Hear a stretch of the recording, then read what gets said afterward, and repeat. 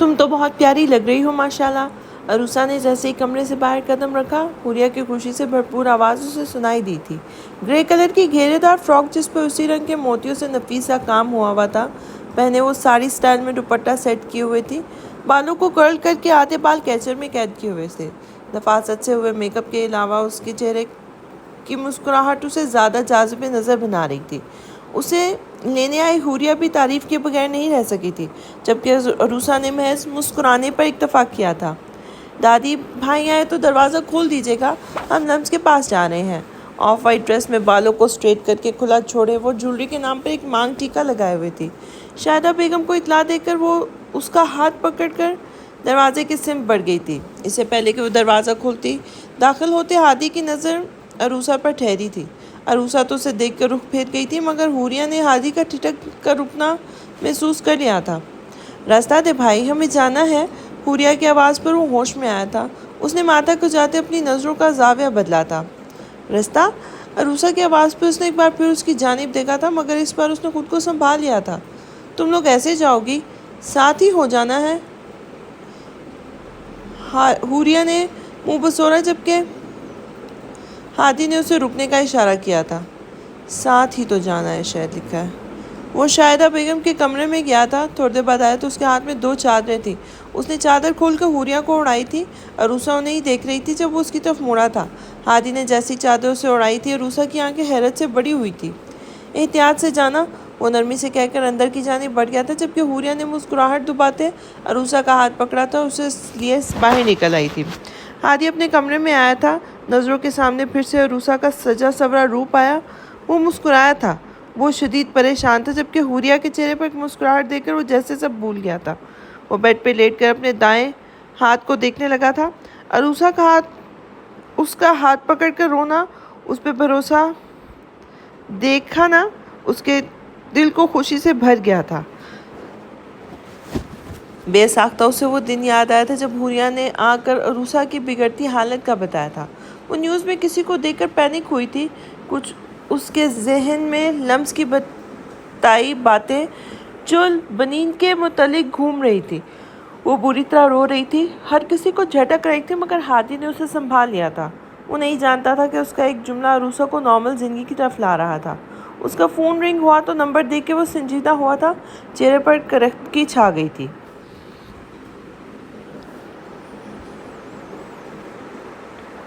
نکاح کی تیاریاں ہو رہی تھی۔ لمس بھی پارلر سے تیار ہو کر آ گئی تھی۔ شارق اور نوریہ بیگم اور شارق دوپہر میں ہی آ گئے تھے۔ شارق اوپر والے پورشن میں تھا، اسے باسط کا کمرہ دیا گیا تھا۔ وہ باسط کے کمرے میں تیار ہو رہا تھا جب باسط اندر داخل ہوا تھا۔ اچھے لگ رہے ہو، وہ مسکرا کر تعریف کرتا اپنے کپڑے لے کر واش روم میں بند ہو گیا تھا، جبکہ اپنے بال بناتا شارق طنزیہ مسکرایا تھا۔ تم بڑے اداکار ہو باسط، دیکھتا ہوں کب تک اچھا بننے کا ڈھونگ کرتے ہو۔ اپنی محبت کو میرا تو کبھی نہیں ہونے دو گے، آج ہی تمہاری اصلیت آ جائے گی سب کے سامنے۔ وہ دل ہی دل میں باسط سے مخاطب تھا، پھر اپنی تیاری پوری دیکھ کر کمرے سے نکل گیا تھا۔ حوریہ بیگم نے اس کی نظر اتاری تھی۔ وہ مسکرا کر ان کے ساتھ نیچے کی جانب بڑھ گیا تھا، جہاں نکاح کی تقریب کا اہتمام کیا گیا تھا۔ آنٹی، لمس کہاں ہے؟ حوریہ کی بے چین آواز پر زین اور زمان نے ایک ساتھ مڑ کر اسے دیکھا تھا، پھر اس کے ساتھ خاموش کھڑی عروسہ کو۔ کھانا کھلنے میں وقت ہے ابھی، زین اونچی آواز سے بولا تھا۔ مقصد صرف حوریہ کو سنانا تھا، تو ابھی سے شور کیوں مچا رہے ہو؟ وہ تڑک کر بولتی ہوئی فوزیہ بیگم کی جانب مڑی تھی، جبکہ زمان نے زین کے چہرے کو دیکھ کر ہنسی دبائی تھی۔ ہنس لو، ماما نے یہ بلا تمہارے گلے ڈالنے کا سوچا ہے، زین نے آہستگی سے اس کے کان میں کہا تو زمان کو بلا وجہ ہی کھانسی کا دورہ پڑا تھا۔ اس کے ذہن میں اس کی حالت پر اب زین ہنس رہا تھا۔ سب مہمان آ گئے ہیں، تم دونوں لمس کو لے کر نیچے آؤ، فوزیہ بیگم نے کمرے کی جانب اشارہ کرتے ہوئے مصروف انداز میں کہا تو حوریہ عروسہ کے ساتھ آگے بڑھ گئی تھی۔ زمان ابھی تک کھانس رہا تھا۔ ذہن میں لگائے کہ اسٹیج پر صوفہ سیٹ کیا گیا تھا جس پر شارق بیٹھا تھا۔ اس کی نظر باسط پر تھی جو تیار ہو کر نیچے آ چکا تھا اور مسکراتا ہوا سب سے مل رہا تھا۔ شارق اب پریشان ہو رہا تھا، اس کا ارادہ نکاح کا نہیں تھا۔ وہ سوچ رہا تھا باسط کبھی یہ نکاح نہیں ہونے دے گا، مگر جب اس نے وائٹ ڈریس میں سرخ دوپٹے کا گھونگھٹ ڈالے لمس کو اسٹیج کی جانب آتے دیکھا تو اس کے ماتھے پر پسینے کے قطرے نمودار ہونا شروع ہو گئے تھے۔ نکاح شروع کریں، لمس کو اسے کچھ فاصلے پہ بیٹھا دیا گیا تھا۔ نکاح خواہ نے پوچھا تو جمال صاحب اور عظمت صاحب نے ہاں میں سر ہلایا تھا۔ لمز انصاری ولد جمال انصاری، آپ کا نکاح بعوض 50,000 حق مہر شارق حیدر ولد محمد حیدر کے ساتھ کیا جا رہا ہے، آپ کو قبول ہے؟ نکاح خواہ کے پوچھنے پر شارق نے وہاں سے اٹھنا چاہا، مگر سامنے اپنی ماں کو دیکھ کر وہ ہمت نہیں کر پایا۔ قبول ہے۔ لمز کی آواز اس کی کانوں میں پڑی تو اس نے آنکھیں بند کر کے کھولی تھی۔ وہ بیاہ کو خود سے دور جاتا محسوس کر رہا تھا۔ اس نے نفرت سے باسط کی جانب دیکھا جو لمز کے پاس کھڑا تھا۔ شارق حیدر ولد محمد حیدر لمز انصاری ولد جمال انصاری کو بعوض 50,000 حق مہر آپ کے نکاح میں دیا جاتا ہے، آپ کو قبول ہے؟ لمز کے 3 بار قبول کرنے کے بعد شارق سے پوچھا گیا تو اس نے آنکھیں بند کر لی تھی۔ شارق ماں کی آواز میں نمی محسوس کرتا ہوا آنکھیں کھول گیا تھا۔ قبول ہے، قبول ہے، قبول ہے۔ نکاح کا مرحلہ مکمل ہوتے اس کی نفرت باسط کو لے کے مزید بڑھ گئی تھی۔ مبارکباد کا سلسلہ شروع ہوا تو وہ خود پر جبر کرتا مسکرا کے سب سے ملا تھا۔ کھانا کھلنے کا شور ہوا تو واپس بیٹھ گیا تھا۔ نکاح مبارک ہو، اپنے سے چند انچ کے فاصلے پر بیٹھے شارق کے سنجیدہ چہرے کو دیکھتے ہوئے اس نے دھیرے سے کہا تھا۔ شارق نے لمز کی آواز سن کے اس کی جانب دیکھا، مگر بھاری دوپٹے کے گھونگھٹ میں چھپے اس کے چہرے کو دیکھ نہیں پایا تھا۔ بربادی مبارک ہو، وہ پراسرار سا بولا۔ اس کے الفاظ لمز کو سنائی تو دے گئے تھے، مگر وہ کچھ بھی اندازہ لگانے سے قاصر تھے۔ تمہاری وجہ سے مجھے اس لڑکی کو اپنی زندگی میں پہلی بار جگہ دینی پڑ رہی ہے جو صرف میری بیاہ کی ہے، لیکن بہت جلد میں اس رشتے سے چھٹکارا حاصل کر لوں گا۔ تب تک تم بکھرو گے باسط انصاری، کیونکہ تمہاری وجہ سے تمہاری جان سے پیاری لمز جو رسوائی کا سامان بنے گی۔ وہ باسط کے مسکراتے چہرے کو دیکھ کے دل ہی دل میں اسے مخاطب تھا۔ وہ تھکے تھکے قدموں سے اپارٹمنٹ میں داخل ہوئی تھی۔ اس نے چاروں طرف نظر دوڑائی تھی، ہر چیز اس کی جگہ پر تھی۔ اس نے اپنی ماں کے کمرے کی جانب قدم بڑھائے تھے۔ دروازہ کھول کر اندر داخل ہوئی پر اسے کمرے میں کوئی بے ترتیبی دکھائی نہ دی تو وہ تلخی سے مسکرائی تھی۔ صرف ہماری زندگی بے ترتیب ہو گئی ماما، آپ کی بنین بکھر گئی۔ وہ بیڈ شیٹ پہ ہاتھ پھیرتے عطرت کی لمس کو محسوس کرنے کی کوشش کر رہی تھی۔ دفعتاً اسے قدموں کی چاپ سنائی دی تھی۔ پاپا، ماما، وہ جھٹکے سے سیدھی ہوئی دروازے کی سمت بھاگی تھی، چہرے پر خوشی کے رنگ کھلے تھے۔ دروازہ کھولتے اس کی نظر دروازے کے ہینڈل کی جانب ہاتھ بڑھاتے سمت پر پڑی تھی۔ مسکراہٹ پل میں سمٹی تھی، چہرے پر سرد مہری چھا گئی تھی، آنکھیں بے تاثر ہو گئی تھی۔ سمت نے یہ تبدیلی نوٹ کی تھی۔ کیوں آئے ہو یہاں؟ سب تو ختم کر دیا تمہارے دادا نے۔ وہ تمہارے بھی دادا ہیں، سمت نے تصدیق کی تو وہ طنزیہ ہنسی تھی۔ کتنی عجیب بات ہے نا، وہ رشتہ جو لوگوں کی زندگی میں دگنی محبت رکھتا ہے، میری زندگی کی ہر خوشی کھا گیا۔ سمت نے اس کی آنکھوں میں دکھ دیکھا تو اس نے اس کا ہاتھ پکڑا تھا۔ تم غلط سمجھ رہی ہو۔ ڈونٹ یو ڈیئر مسٹر سمت، تم سمجھ رہے ہوگے کہ بنین اب اکیلی ہو گئی ہے تو اس کا ہمدرد بن کے اس کے راستے سے ہٹا دو، یہی پلاننگ ہے نا تمہاری؟ Now you are reacting. سمت کو اس کا ہاتھ جھٹکنے پر غصہ آ گیا تھا۔ سیدھا انا پر وار ہوا تھا، اور انا کہاں انسان کو انسان رہنے دیتی ہے۔ اس نے دانت پیستے ہوئے لفظ ادا کیے تھے۔ تمہارے بھائی کا علاج اچھے ہاسپٹل میں ہو جائے گا، فی الحال تم چلو میرے ساتھ۔ اس نے بہت مشکل سے خود کو نارمل کیا تھا، مگر لہجے میں تلخی کو چھپا نہیں پایا تھا۔ میری فیملی سے دور رہنا مسٹر سمت، اب اس گھر پر خروش بھی آئی تو میں جان لے لوں گی تم سب کی۔ وہ اس کا گریبان پکڑ کے چلائی تو سمت نے اس کی کلائی پکڑ کے ایک جھٹکے سے اپنا گریبان چھڑایا تھا۔ اسے اپنی جانب کھینچتا وہ دیوار سے لگا گیا تھا۔ تمہاری ہمت کیسے ہوئی میرے گریبان پر ہاتھ ڈالنے کی؟ آنکھوں میں شعلے لیے وہ چہرہ اس کے قریب کیے دھاڑا تو بنین نے آنکھیں بند کی تھی۔ تم نے جو میرے بڑے پاپا کے ساتھ کیا میں بھولا نہیں ہوں۔ تم میرے چاچو کی بیٹی ہو اس لیے ابھی تک زندہ ہو، ورنہ اس وقت تمہارا نام و نشان مٹ چکا ہوتا اس دنیا سے۔ وہ مزید چہرہ اس کے قریب لاتے ہوئے بولا تھا۔ لہجے کی تپش بنین کو بے چین کر رہی تھی۔ اس نے خود کو چھڑانے کی کوشش کی، مگر آنکھیں نہیں کھلی تھیں۔ سمت مسکرایا تھا۔ حویلی جانے کی تیاری کرو، میرے نکاح میں آنے کے بعد اب وہی تمہارا اصل گھر ہے۔ وہ اپنی پکڑی ڈھیلی کرتا پیچھے ہوا مگر کلائیاں ہنوز پکڑی ہوئی تھیں۔ نکاح کے لفظ پہ اس نے آنکھیں کھولی تھی۔ کون سا نکاح مسٹر سمت؟ شاید آپ بھول رہے ہیں کہ نکاح کا ثبوت مٹ چکا ہے۔ گواہ اور نکاح خواہ کو آپ کے ڈیئر بڑے پاپا اس دنیا سے رخصت کر چکے ہیں۔ کیا ثبوت ہے تمہارے پاس اس نکاح کا؟ بنی نے گرفت ڈھیلی ہونے کی وجہ سے خود کو چھڑایا تھا۔ اس کے الفاظ نے سمت کو ٹھٹکنے پر مجبور کر دیا تھا۔ وہ تھپڑ یاد ہے مسٹر سمت جو تمہاری مردانگی پر का पहला सबूत था। बनीन का तंज भरा जुमला सुन के उसको उस पर हाथ उठाना याद आया था। मेरे बाबा का कमरा था वो, उसकी हर चीज़ से मेरे बाबा की खुशबू आती थी। मेरी आंखों के सामने उसे तहस नहस कर दिया गया। अब उन दो गवाहों को गोली मार दी गई और वो निकाह हुआ। मुझे मालूम है वो भी गायब हो चुका होगा। बनीन के इंकशाफ पर वो यकीनी से पीछे हुआ था। यकीन नहीं आ रहा। अफसोस की बात है, कोई तुम्हारे घर में घुसकर 2 कत्ल कर गया, मगर तुम्हें सिर्फ ये नज़र आया कि मैंने निकाहनामा जलाया। बनीन ने चुपती आंखों से उसे देखा था। समद ने मुड़कर खुद को पुरसुकून करने की कोशिश की थी। वो बालों में हाथ फेरता मुसलसल खुद को नॉर्मल करना चाह रहा था। जब बरदार से बाहर हो तो बनीन की जानिब मुड़ा था। उस दिन क्यों नहीं बताया? वो एकदम चिल्लाया तो बनीन हंसी थी। मुझे नहीं याद कि हम दोस्त रहे हैं जो मैं तुम्हें सब बताती। उसने तंज में डूबा तीर उसे मारा था। अब भी तो बताया है। उसने जवाब भी वार किया तो बनीन ने नफ़ी में सर हिलाया था। तरस आ रहा तो तुम पर। एक होशमंद इंसान अंदर से कितना खोखला है, जिसका अपना वजूद सिर्फ जी हजूरी तक महदूद है। वो मुसलसल उसे तंज कर रही थी। समद ने गुस्से से मुठियाँ भी बंद की थी। फ़ोन बजने पर उसके बनीन की जानिब कदम बढ़ते रुक गए थे। जी बड़े पापा, मैं आ रहा हूँ। उसने एक नज़र बनीन पर डाली थी जो उसे देखकर तंजिया मुस्कुरा रही थी।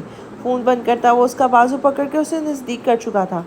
मैं कौन हूँ और क्या कर सकता हूँ इसका अंदाज़ा भी तुम्हें नहीं है। मिसेस समद, आज की रात और गुजार लो इस जगह। कल सुबह 10 बजे रेडी रहना। वो एक झटके से उसे छोड़ता मुड़कर वहाँ से निकलता चला गया था। बनीन ने अपना बाजू सहलाते हुए उसकी पुश्त को घूरा था। बहुत मुबारक हो आपको भाई। हुरिया अरूसा के साथ स्टेज पर आई थी। शारिक ने मुश्किल से मुस्कुराते उसकी मुबारकबाद को वसूल किया था। अगर आप बुरा न माने तो हम आपकी बीवी को लेकर जा सकते हैं? हुरिया ने शारिक से पूछा था। आंखों में शरारत थी। शारिक ने हाँ में सर हिलाया और उठकर स्टेज से उतर गया था। हुरिया का मुंह खुला रह गया था, जबकि अरूसा ने संजीदगी से शारिक के अमल को देखा था। ये तो बहुत ही खड़ूस है लम्स, कैसे गुजारा करूँगी इनके साथ? वो लम्स की जानिब झुकते पूछ रही थी। पहले मुझे अंदर ले चलो, मेरा सर बहुत दर्द कर रहा है इस वक्त। लम्स ने शारिक के अल्फाज को ज़हन से झटकते हुए कहा था। अच्छा चलो। उसने लम्स को सहारा देकर खड़ा किया था। अरूसा ने अभी उसकी मैक्सी संभाल कर उसे उतरने में मदद की थी। कुछ देर बाद वो कमरे में मौजूद थी। सामने खाना मौजूद था। तुम्हें कैसे लगे दूल्हा भाई? हुरिया ने बिरयानी का चम्मच मुंह में डालते सवाल किया तो लम्स को फिर से शारिक के अल्फाज याद आए थे। मुझे ऐसे लगा जैसे वो खुश नहीं थे। क्या तुम दोनों को ऐसा लगा? लम्स ने मुंह तक ले जाता हाथ रोककर पूछा तो हुरिया ने नफ़ी में सर हिलाया था, जबकि अरूसा ने हाँ में सर हिलाया था। वो थोड़ा रिजर्व लग रहे थे। ऐसा लगा नहीं कि वो खुश नहीं थे। हुरिया ने अरूसा को भी समझाया था। वो बार बार माथा मसल रहे थे। निकाह के दौरान उठने की कोशिश की, फिर निकाह की हामी भरी तो चेहरे पर बेबसी थी, फिर गुस्सा। अरूसा भी बता ही रही थी जब हुरिया ने उसकी बात काटी थी। यार, अब लम्स से निकाह हो रहा था, दूल्हे का इतना डरना तो बनता था। उसने मजाक करते हुए कहा तो लम्स ने उसके कंधे पर थप्पड़ मारा। फिर नज़र दरवाजे के बीचों बीच गुस्से से बेचोताब खाती बिहा को देखा था। बुखार की वजह से वो दुआ लेकर सो रही थी। निकाह के वक्त भी वो वहाँ मौजूद नहीं थी। लम्स को याद आ रहा था किसी ने अबीहा को नहीं जगाया था। अबीहा मेरी म्यूट क्वीन, वो उसे पुचकारती हुई बोली तो स्तन फन करती वापस मुड़ गई थी। मैडम नाराज़ हो गई हैं? लम्स ने गहरी सांस भरते हुए कहा और फिर बिरयानी की जानिब मतवज्जो हो गई थी। पहले ताकत ले लूँ फिर मनाऊंगी, वो मासूमियत से बोली तो अरूसा भी मुस्कुरा दी थी। अच्छा, हम चलते हैं अब। अरूसा का हाथ पकड़कर वो एकदम खड़ी हुई थी। लम्स ने उसे जाने की इजाज़त दी तो हुरिया ने बिरयानी खाती लम्स को घूरा, फिर अरूसा के साथ कमरे से बाहर निकल गई थी। उसके जाते ही लम्स के हाथ रुके थे, चेहरे पर संजीदगी आई थी। बर्बादी मुबारक हो। शारिक का जुमला फिर से उसकी समात का हिस्सा बना था। उसने चम्मच वापस प्लेट में रख दिया था। वो कुछ भी समझने किससे कासिर थी, मगर उलझ चुकी थी। अरूसा अपने कमरे में दाखिल हुई तो अंधेरे ने उसका इस्तकबाल किया था। उसने लाइट ऑन करके दरवाज़ा बंद किया था। 1 महीना होने वाला है मुराद, वो ड्रेसिंग रूम के सामने खड़ी हुई बोली थी। उसने अपना फ़ोन उठाया तो मुराद का मैसेज देखकर झट से मैसेज खोला था। नए दोस्त बनाकर पुराने दोस्तों को पीछे छोड़ दिया है तुमने अरूसा। उसने नासमझी से उसका मैसेज देखा और फिर बिना वक्त देखे कॉल मिला दी थी। मुराद, दूसरी जानिब से कॉल पिक करते हुए उसने मुराद को पुकारा था। नौशी बात कर रही हूँ, मुराद अभी बिज़ी हैं, उसने कहकर फ़ोन उसके मुंह पर बंद कर दिया था। अरूसा के चेहरे पर कोई तासुर नहीं आया था। मगर एक आंसू पलकों की बाढ़ को तोड़ता चेहरे पर फिसला था।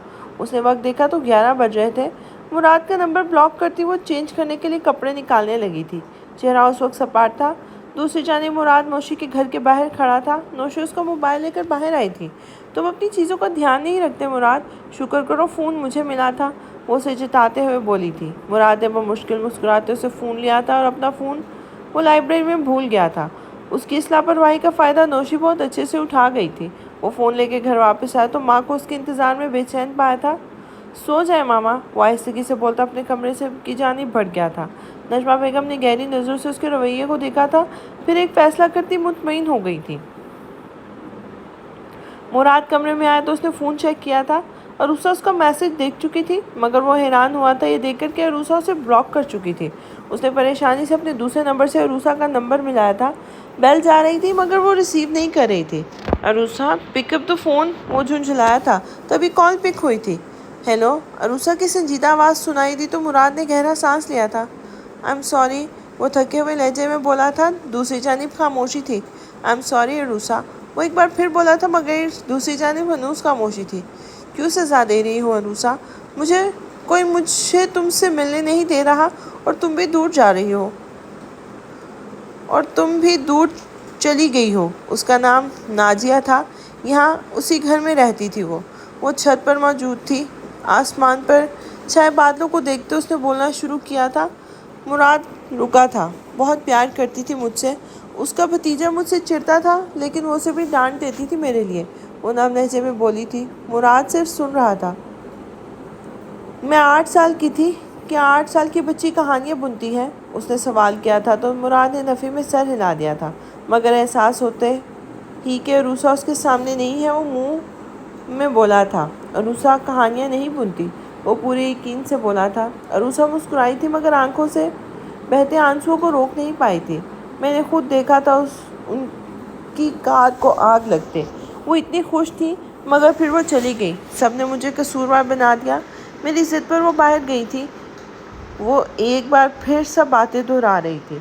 मुराद उसे सुन रहा था। जब उसके दुख को महसूस करते हुए उसकी आंखों के गोशे भी नम हो गए थे। वापस आ जाओ अरूसा, मुराद उसकी चुप होने पर बोला तो अरूसा हल्का सा मुस्कुराई थी। इसी तरह आधी रात में मैंने तुम्हें अपनी तकलीफ़ बताई थी और हम दोस्त बन गए थे। आज मैं वो सब बातें वापस ले रही हूँ, तुम्हें आज़ाद कर रही हूँ। मैं संभल रही हूँ मुराद, अब तुम्हें मुझे बर्दाश्त नहीं करना पड़ेगा। अरूसा मत करो, वो मुल्तजी हुआ था। मैं पागल नहीं होना चाहती मुराद। वो मुझे छोड़ के चली गई तो तुमने मुझे संभाला, मगर तुम्हारे जाने का डर मुझे सच में ख़त्म कर देगा। इसलिए चले जाओ मुराद, लेकिन याद रखना अपनी शादी में ज़रूर बुलाना। अपना वादा याद रखना। उसने कहकर फ़ोन बंद कर दिया था। दीवार से टेक लगाए बैठे हुए वो अपनी सिसकियों का गला घूंट रही थी। जब कोई उसे कुछ फासले पे बैठा आई एम सॉरी, हादी की आवाज़ पर उसने जल्दी से ख़ुद को संभाला था। वो उठ कर जाने लगी तो हादी ने उसे रोका था। फूफो की दोस्त मेरी दोस्त क्यों नहीं है? इस बात पर गुस्सा था मुझे, लेकिन तुम्हारी बात पर हमेशा से भरोसा था। हादी की बात पर वो मुंतबित हुई थी।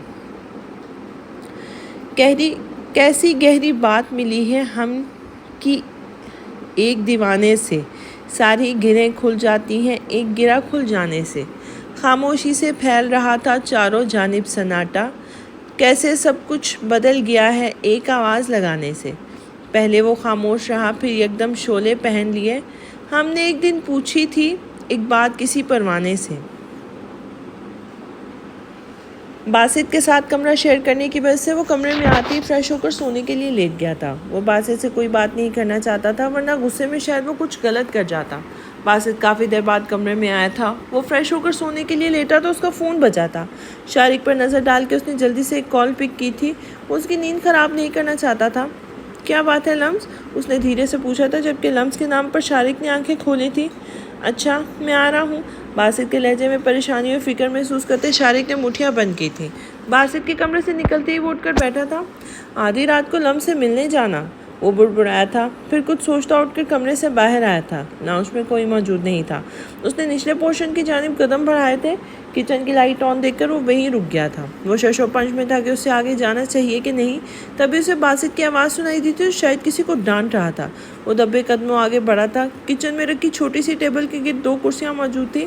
ایک پر باسط بیٹھا تھا اور دوسری پر سر جھکائے بیہا بیٹھی تھی۔ کھاؤ جلدی، باسط نے سختی سے کہا تو بیہا سر جھکائے تیزی سے کھانے لگی تھی۔ منع کیا تھا نا، ہر بات کو سر پہ سوار مت کیا کرو۔ کھانے کا ناغہ، کس کی اجازت سے تم نے کھانا چھوڑا؟ وہ ابھی بھی اسے ڈانٹ رہا تھا۔ بیہا کی آنکھوں سے آنسو نکل رہے تھے۔ باسط نے فوراً بے بسی سے سر تھاما تھا۔ اچھا اب رونا مت شروع کرنا۔ باسط نے اس بال سہلائے تو بیہا نے اسے پیچھے کر دیا تھا۔ سوری۔ باسط نے کان پکڑے تو بیہا تو رخ موڑ لیا تھا۔ میں جانتا ہوں تم نکاح کی وجہ سے ناراض ہو، میں نے ہی سب کو منع کیا تھا، تمہاری طبیعت بگڑ جاتی۔ وہ نرمی سے اسے سمجھا رہا تھا جبکہ شارق واپس پلٹ گیا تھا۔ ان دونوں نے مل کر کھیل کھیلا ہے میرے ساتھ، کمرے میں آ کر اسے اپنا سر پکڑتے بولا تھا۔ ابیہا کو لمس سمجھ کر وہ ایک نئی غلط فہمی کا شکار ہو گیا تھا۔ باسط بھائی، اس نے مجھے مبارکباد بھی نہیں دی، جبکہ اسے مبارکباد دینے والی سب سے پہلے میں تھی۔ فرش کے پیچھے سے نکل کر سامنے آتی لمس نے بیہا کی شکایت لگائی تو بیہا نے ہاتھ سے مختلف اشارے کرتے ہوئے باسط کو کچھ بتایا تھا۔ غلطی تمہاری ہے لمس، سوری کرو بیہا سے، باسط نے مصنوعی ناراضگی دکھاتے ہوئے لمس سے کہا تو بیہا نے گردن اکڑائی تھی۔ بہن کی ویلیو بیوی ملتے ہی ختم ہو گئی، بس یہ دن دیکھنا رہ گیا تھا۔ تائی امی کو بتاتی ہوں جا کر ان کی بہو کتنی شاطر ہے، ابھی تو آئی نہیں اور بہن بھائی میں پھوٹ ڈلوا دی۔ لمس کی دہائیاں عروج پر تھی۔ ابیہا صدمے سے منہ کھولے اسے دیکھ رہی تھی جبکہ باسط سر نیچے کیے مسکرا رہا تھا۔ ماما اور پاپا اب دونوں ہادی کے ساتھ جائیں گے، میں بنین کو لے کے آؤں گا۔ وہ مدثر صاحب کے سامنے کھڑا تھا، دونوں ہاتھ پینٹ کی جیبوں میں ڈالے وہ سنجیدہ کھڑا تھا۔ مدثر صاحب جو سامان پیک کرنے میں عطرت کی مدد کر رہے تھے اس کے پاس آئے تھے۔ انہوں نے اس کے کندھے پہ ہاتھ رکھے تھے۔ ہم اپنی گڑیا کی حفاظت نہیں کر پائے تھے شان، وعدہ کرو مجھ سے بنین کو بحفاظت ہمارے پاس لے آؤ گے۔ اپنی بیٹی کے دکھ کو یاد کرتے وہ شان سے وعدہ لے رہے تھے۔ اس وقت میں چھوٹا تھا پاپا، اپنی بہن کو نہیں بچا پایا تھا، لیکن اب ایسا نہیں ہوگا۔ جب تک میں زندہ ہوں بنین کو کوئی چھو بھی نہیں سکتا۔ اس نے اپنے ہاتھ مدثر صاحب کے ہاتھوں پہ رکھتے ہوئے عزم سے کہا تھا، جبکہ لہجے میں چھپی تکلیف مدثر صاحب پر بھی عیاں ہو گئی تھی۔ انہوں نے اسے گلے لگایا تھا۔ ماما ان سے الگ ہو کر عطرت بیگم کے پاس آیا تھا جو خاموشی سے سامان پیک کر رہی تھی۔ میری بنین بہادر اور نڈر ہے شان، مگر وہ لوگ جوان ہیں، وہ اتنی آسانی سے اس کا پیچھا نہیں چھوڑیں گے۔ بنین کو صحیح سلامت مجھ تک لانا ہے تمہیں شان، وہ سپاٹ لہجے میں بول رہی تھی، اپنے اندر کی تکلیف اور دکھ چھپانے کی کوشش کر رہی تھی۔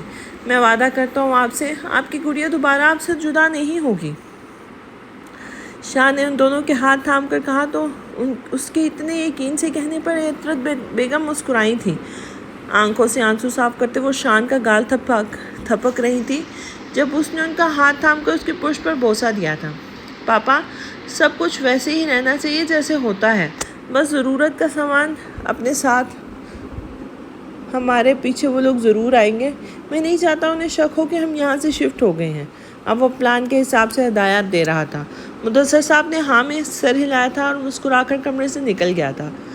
کچھ دیر بعد ہادی کے آنے پر وہ آدھی رات کو ہی ہادی کے ساتھ وہاں سے چلے گئے تھے۔ دیکھنے والوں کو یوں محسوس ہو رہا تھا کہ وہ عجلت میں کسی کیس کے سلسلے میں گئے ہوں گے۔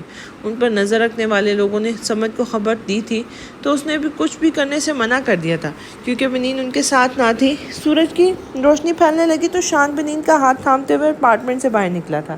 بنین کے ہاتھ پہ لگا خون جو اس کے کپڑوں کو رنگ چکا تھا دیکھ کر ان لوگوں نے ایک بار پھر سمجھ کو اطلاع دی تھی، مگر وہ سو رہا تھا تو فون چیک نہیں کر پایا۔ انہوں نے ملک تراب کے خاص آدمی کو فون ملایا تھا۔ وہ لڑکا اور لڑکی ابھی کچھ دیر پہلے ہی نکلے ہیں۔ لڑکی کو چوٹ لگی تھی، شاید کسی ہاسپٹل جا رہے ہیں۔ مار دو دونوں کو، اس شخص نے کہا تو وہ حیران ہوا تھا، لیکن ہمیں بس نظر رکھنے کو کہا تھا۔ اس نے اعتراض کیا تو دوسری طرف موجود شخص نے خود فون سپیکر پر ڈالا کہا، جتنا کہا ہے اتنا کرو۔ تراب علی کی سخت کی آواز سن کر اس شخص نے فوراً حامی بھر لی تھی۔ سمجھ کو پتہ نہیں چلنا چاہیے، ان کی موت حادثہ لگنی چاہیے۔ انہوں نے اگلا حکم جاری کیا تھا جیسے اس شخص نے فرمانبرداری سے مان لیا تھا۔ ہم کب تک بھاگیں گے شان، سنجیدگی سے ڈرائیو کرتا ہوں وہ بنین کا سوال سن کر بھی انسنا کر چکا تھا۔ شان، اس نے اس کا بازو جھنجھوڑا تو شان نے ایک نظر اس پر ڈالی تھی۔ میں نے تمہیں منع کیا تھا بنین، کچھ مت کرو۔ کچھ بھی نہیں، مگر تم نے میری بات کو بالکل اہمیت نہیں دی۔ اتنے سال جس بات کو ماما اور پاپا نے تم سے چھپایا تھا، تم نے ان کا ڈر سچ ثابت کر دیا۔ وہ سامنے دیکھتے ہوئے بول رہا تھا جبکہ بنین شرمندہ ہوتی سر جھکا گئی تھی۔ میں 4 سال کا تھا بنین جب میری گڑیا اس دنیا میں آئی۔ پھر جانتی ہو کیا ہوا؟ بنین کا سانس رکا تھا۔ میری آنکھوں کے سامنے اسے مار دیا گیا۔ وہ بہت چھوٹی تھی بنین۔ وہ لوگ تمہارے بارے میں پوچھ رہے تھے مگر پاپا نے نہیں بتایا۔ گڑیا کے جانے کے بعد ماما کی طبیعت بہت خراب رہنے لگی تھی۔ پاپا انہیں لے کر شفٹ ہو گئے کیونکہ ملک تراب کو یقین ہو گیا تھا کہ تم مر چکی ہو۔ اماں نے جب ماما کی گود میں تمہیں ڈالا تو انہوں نے تمہیں اپنی گڑیا سمجھ لیا تھا۔ ہماری گڑیا ہمیں واپس مل گئی تھی مگر ایک ڈر کے ساتھ کہ اسے چھین نہ لیا جائے، شان بول رہا تھا جبکہ بنین بہتی آنکھوں سے اس کی ایک بتائی حقیقت سن رہی تھی۔ میں اپنی گڑیا کی حفاظت نہیں کر سکا تھا بنین، لیکن تمہاری حفاظت ضرور کروں گا، چاہے میری جان ہی کیوں نہ داؤ پر لگ جائے۔ اس کا لہجہ آخر میں بدلا تھا۔ اس نے بیک مرر سے کسی کار کو اپنا پیچھا کرتے محسوس کیا تھا۔ بنین، نیچے ہو کر بیٹھ جاؤ، اس نے بنین کے سیٹ پیچھے کرتے ہوئے کہا تو بنین نے پریشانی سے اسے دیکھا تھا۔ بنین، وقت ضائع مت کرو۔ اس نے اسے ڈپٹا تو بنین جلدی سے پیچھے ہو کر بیٹھی تھی۔ شان نے رفتار بڑھا دی تھی۔ مختلف سڑکوں پر مڑتے ہوئے اس نے جیسے اس کار کو ڈاج کیا تھا۔ اس نے کار روک کر بنین کو اترنے کا کہا تھا۔ تم یہیں رکو گی جب تک میں واپس نہیں آتا۔ بنین کو ایک دکان کے پاس اتار کر وہ تیزی سے کار آگے لے گیا تھا۔ بنین دعائیں کرتی اس دکان کے اندر چلی گئی تھی۔ تقریباً 1 گھنٹے کے انتظار کے بعد اسے شان کا فون آیا تھا۔ جلدی باہر آؤ اور چہرہ چھپا لینا۔ شان عجلت میں تھا اور باہر نکلی تو کار سڑک کی دوسری جانب کھڑی تھی۔ بنین نے تیزی سے قدم آگے بڑھائے تھے جب شان کی آواز پہ رکی تھی۔ واپس جاؤ بنین، وہ چلایا تھا۔ شان، مجھے ڈر لگ رہا ہے، بنین نے روتے ہوئے کہا تھا۔ دل کچھ برا ہونے کی گواہی دے رہا تھا۔ بنین، تم یہاں نہیں آؤ گی، سمجھے؟ وہ فون پہ اسے روک رہا تھا۔ جب سڑک کے پار کھڑی بنین نے آگے بڑھنا چاہا تو اسی وقت مخالف سمت سے آتے ٹرک نے اس کی کار کو ٹکر مار دی تھی۔ کار دوبارہ گھوم کر فٹ پاتھ کی دوسری جانب الٹی ہو کر گری تھی۔ شان، وہ پوری شدت سے چلاتی اٹھ کر بیٹھی تھی۔ خود کو خالی گھر میں محسوس کر کے وہ پھوٹ پھوٹ کر روئی تھی۔ دوسری جانب تراب علی سے مل کر سمد اپنے فلیٹ میں آیا تھا، جہاں آتے اس نے سب سے پہلے C C T V footage check کی تھی۔ کیمرہ چونکہ بس لاؤنج میں لگا تھا، اسے صرف یہی معلوم ہوا کہ تراب علی وہاں آئے تھے۔ اس کے آدمی گھر میں توڑ پھوڑ کر رہے تھے جبکہ بنین اسے کہیں دکھائی نہیں دی تھی۔ کچھ دیر بعد وہ انتظام کے کمرے میں گئے تھے اور پھر واپس آتے فلیٹ سے نکلتے چلے گئے تھے۔ وہ اپنا سر پکڑے بیٹھا رہا تھا، سمجھ نہیں آ رہا تھا وہ کیا کرے۔ بنین نے قتل کا انکشاف کیا تھا مگر سی سی ٹی وی فوٹیج میں ایسا کچھ نہیں تھا۔ ملک تراب اس بات کو قبول کر چکے تھے کہ وہ اس کے فلیٹ میں آئے تھے۔ ایک بار پھر وہ بنین پر بھروسہ کرتے کرتے ملک تراب کو چن چکا تھا۔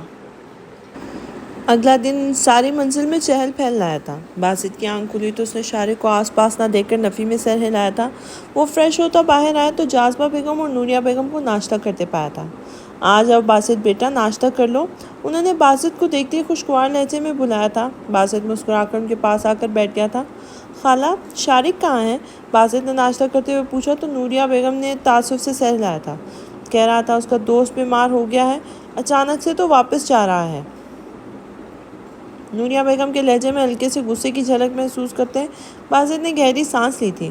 خالہ، آپ غصہ تو مت کریں، ہو سکتا ہے زیادہ سیریس مسئلہ ہو، آپ واپس جا کر اس کے کان کھینچ لینا، وہ ہلکے پھلکے لہجے میں بولا تھا۔ نوریہ بیگم مسکرا دی تھی۔ جاذبہ بیگم نے یکدم باسط کا کان پکڑا تو نوریہ بیگم حیران ہوئی جبکہ باسط نے مسکوئی خفگی سے ماں کی جانب دیکھا تھا۔ اور معاملے کو سمجھداری سے حل کرنے والا میرا بیٹا جب لاپرواہی کرتا ہے نا تو یہ کرنا ضروری ہو جاتا ہے نوریہ۔ انہوں نے نوریہ کی حیرت دور کرتے ہوئے انہیں وضاحت دی تو وہ سر نیچے کیے ہنس دی تھی۔ اب یہ زیادتی ہے طائی امی، لمس کی چہکتی آواز پر تینوں نے سیڑھیوں کی جانب دیکھا تھا۔ 4 لمس ہاتھ میں ٹرے لیے کھڑی تھی۔ ارے میری بیٹی آئی ہے، نوریہ بیگم تو جیسے کھلی اٹھی تھی اسے دیکھ کر۔ میں اسپیشل ناشتہ لائی ہوں جو آپ کو میرے ساتھ کرنا ہے طائی امی۔ آپ کی بہو کو شدید قسم کی شرم کا دورہ پڑا ہوا ہے، اس لیے آپ بھی میرے ساتھ ہی ناشتہ کر لیں۔ باسط بھائی چاہے تو چھک سکتے ہیں، وہ آخر میں شرارت سے بولی تو وہ تینوں مسکرا دیے تھے۔ وہ چاروں مسکراتے باتیں کرتے ہوئے ناشتہ کر رہے تھے جبکہ دوسری جانب شارق بس اڈے پر ویٹنگ ایریا میں بیٹھا تھا۔ بار بار رات کا منظر اس کی آنکھوں میں گھوم رہا تھا۔ میرے نکاح میں ہو کر وہ کیسے آدھی رات کو اسے بلا سکتی ہے اور پھر اس کے ساتھ بیٹھ کے کھانا اس کے دماغ کی رگیں سوچ کر پھٹنے والی ہو گئی تھی۔ لمس انصاری، تمہیں دھوکہ بہت مہنگا پڑے گا، اس نے اپنے موبائل میں لمس کا نمبر دیکھتے ہوئے کہا تھا۔ وہ رات میں باسط کے سونے کے بعد لمس کا نمبر اس کے فون سے لے چکا تھا۔ اس نے کچھ سوچتے ہوئے لمس کے نمبر پہ میسج کیا تھا۔ جانا ضروری نہ ہوتا تو آپ سے مل کر جاتا، آپ کی بات کے لیے معافی دے دیں، آپ کا کل سے ہی بنا شوہر شارق حیدر۔ میسج بھیجتے اس نے صوفے کے برج سے ٹیک لگا لی تھی۔ کھیل ہے تو کھیل ہی صحیح، دیکھتے ہیں کون جیتتا ہے۔ وہ پورے اسرار سا مسکرایا تھا۔ زندگی میں بعض آزمائشیں ہم خود پیدا کر لیتے ہیں جس کے نتائج اتنے سنگین ہوتے ہیں کہ وجود کو ہی کھوکھلا کر دیتے ہیں۔ شارق نے غلط فہمی کے ساتھ چلتے اپنے گرد غلط فہمیوں کا ایک جال بنا لیا تھا جو جلد ہی جکڑنے والا تھا۔ عروسہ بچے ناشتہ کر لے۔ شاہدہ بیگم نے باہر سے ہی اسے آواز لگائی تھی تو وہ اٹھ کر باہر آئی تھی۔ دادی، مجھے آپ سے کچھ پوچھنا ہے۔ وہ کافی دیر سے اٹھی ہوئی تھی مگر باہر نہیں نکلی تھی۔ ہادی جو روز شاہدہ بیگم سے دعا لے کر جاتا تھا، اس کی جانے کے بعد وہ باہر آئی تھی۔ ناشتہ تو کر لے بچے، پھر پوچھ لینا جو پوچھنا ہے۔ انہوں نے لاڈ سے اسے اپنے ساتھ لگایا تھا اور پھر جوس کا گلاس اس کی طرف بڑھایا تھا جو عروسہ نے پکڑ لیا تھا۔ دادی، یہ ہادی ناجیہ آنی کا؟ وہ جھجکتے ہوئے پوچھ رہی تھی جبکہ شاہدہ بیگم کو مسکراتے دیکھ کر رکی تھی۔ اتنے دن بعد پہچان لیا اپنے بچپن کے دشمن کو؟ وہ ہنستے ہوئے بولی تو عروسہ نے بے ساختہ اوپر کی منزل کی جانب دیکھا تھا۔ پھوپھو کی دوست میری دوست کیوں نہیں؟ اس بات کا غصہ تھا مجھے، لیکن مجھے تمہاری بات پر ہمیشہ سے بھروسہ تھا۔ کل رات کہے ہادی کے جملے کان میں گونجے تو اس نے سارا دھیان جوس کی جانب لگا دیا تھا۔ ناجیہ کے بعد وہ اپنی ماں اور حوریہ کے ساتھ یہیں آ گیا تھا۔ 2 سال پہلے اس کی ماں، انہوں نے اپنی بات ادھوری چھوڑی تھی۔ لہجے میں دکھ تھا۔ عروسہ نے ان کے کندھے پر سر رکھ لیا تھا۔ اکثر پوچھتا رہتا تھا تمہارا۔ انہوں نے اس کے بالوں میں ہاتھ پھیرتے ہوئے اسے بتایا تو عروسہ ہلکا سا مسکرائی تھی۔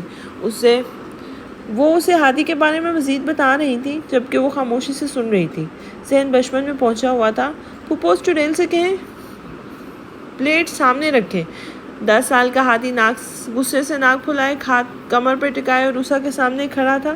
ساتھ ہی ناجیہ کو بلایا تھا جو اس کے غصے بھری آواز سن کر کچن سے باہر نکلی تھی۔ میں تمہیں اور بنا دیتی ہوں۔ اس نے عروسہ کو بھی غصے میں آتے دیکھ کر معاملہ ختم کرنا چاہا تھا۔ آپ میری پھوپھو ہیں تو یہ چڑیل آپ کے بنائے پکوڑے کیوں کھائے گی؟ وہ لڑنے مرنے پر اتر آیا تھا۔ کیونکہ میں نے آنی سے کہا تھا بنانے کے لیے، سمجھے چھچوندر؟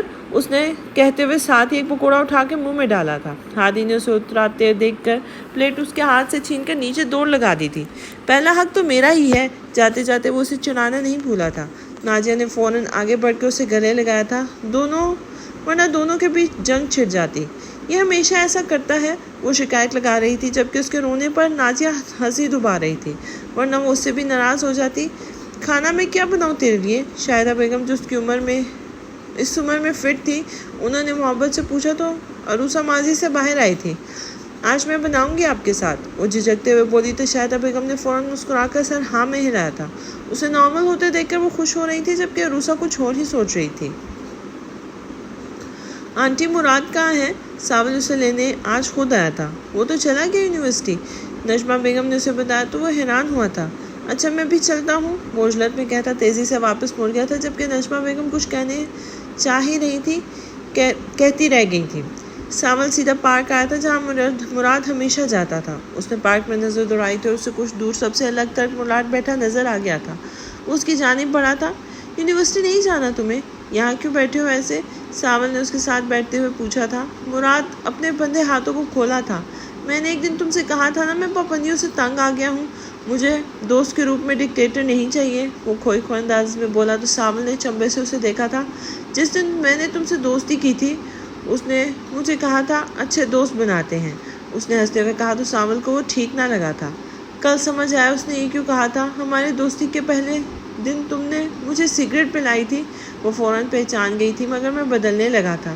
اس نے ساول کی پاکٹ سے سگریٹ کی ڈبی نکالی تھی۔ ایک سگریٹ سلگاتے ہوئے اپنا لائٹر بھی ساول کی پاکٹ میں ڈال دیا تھا۔ نوشی جب ہماری زندگی میں آئی تو اس نے کہا وہ اچھی نہیں ہے۔ اس نے کردار کے بارے میں نہیں کہا تھا مگر ہم نے یہی سمجھا۔ میں اسے دور بھاگنے لگا تھا کیونکہ مجھے زندگی اچھی لگنے لگی تھی۔ اس نے سگریٹ کے کش لگانے شروع کیے تھے۔ میں نے ہی اسے کہا تھا کہ لڑکا لڑکی دوست نہیں ہوتے۔ وہ پیچھے ہٹ گئی۔ لیکن جیسے ہی سب شروع ہوا کل، ویسے ہی سب ختم ہو گیا۔ مراد نے سگریٹ کو مٹھی میں دبایا تھا۔ جلن محسوس کرتے آنکھیں بند ہوئی تو ساول نے اسے سگریٹ لے کے دور پھینکا تھا۔